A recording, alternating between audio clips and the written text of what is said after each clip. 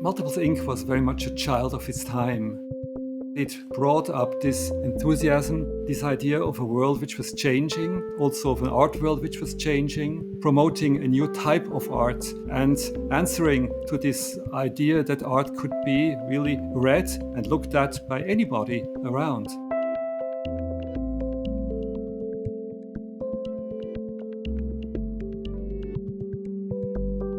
The Multiples exhibition shows the activity of Multiples company, which worked from 1965 to 1992 and showed multiples, produced multiples, sold multiples, and in the end became Marian Goodman Gallery. Multiples Inc. produced over 80 objects, over 400 prints, over 40 portfolios holding 500 prints. So altogether it's almost 1,000 prints, which is amazing for the years of its existence. The exhibition shows about 200 works, a selection of what was done over all this time. Multiples came out, in fact, of the Betsy Ross Flag and Banner Company, which was founded by Barbara Kulik in 1963. Marian joined the company in 1964. She was a Columbia graduate, she was a divorced mother of 2 children, and she was looking for some way to make her living in the art world, which was quite difficult at the time. Museums didn't accept such people, galleries was a men's world, and Barbara Kulik was very open to work with Marian. Out of this grew Multiples, first founded by 5 people, but the motor of it all was Marian because she was working with the artists. Out of the spirit of the 1960s, open for anything which was new in art. Multiples had the ambition and the enthusiasm to distribute art widely and to distribute artists widely to make them encounter a new audience.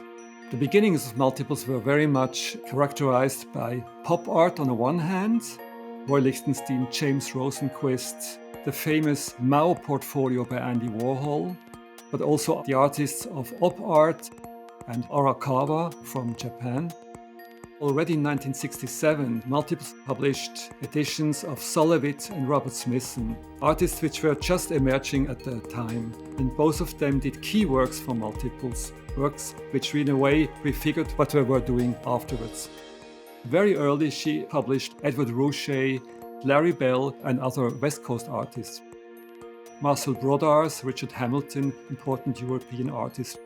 And a new generation coming in the 80s, artists like Richard Tuttle, Susan Rothenberg, and Robert Wilson. In the end, it is really the great conceptual artists John Baldessari and Lawrence Wiener, which were giving weight and a new profile to Multiples, along with Richard Archwager, the great maverick artist of the US.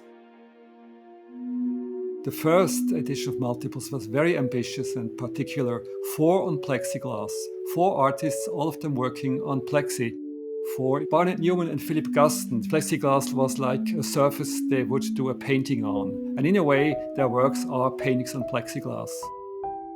Larry Rivers was also a painter, but he collaged plexiglass, and so this was a different approach. Whereas Klaus Oldenburg already did quite a different thing. He used vacuum-formed plexiglass, and he used the tea bag, and he played with the illusionism of the tea bag and the reality of the flat plexiglass. Artists and photographs presented a new way of using photography as a medium. These were all artists which were working with photography not as classical photographers, but they're working with it as a tool, something which they used to present their ideas, be it assembling photographs, documenting in action, brochures, flyers, little books. Every artist had his own ways of using photography for this.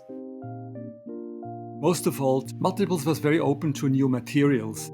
The classical Multiples, in fact, were boxes of all kinds. And the box was like the absolutely antagonistic to the classical painting. A box was small, was modest looking, you could put it anywhere in your home. And it was a way of experimenting with whatever was at hand.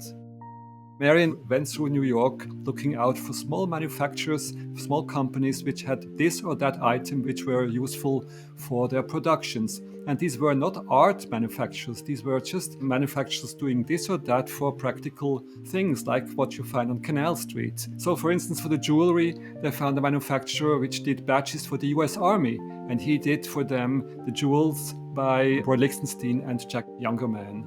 And I think Manhattan was just a great chasing ground for this. Multiples had a new kind of artists, and these artists were looking for ways to materialize their ideas. I think this was also very influential on a younger generation which grew up with this idea that you had to find your way, that you were not just relying on traditional ways of thoughts about art.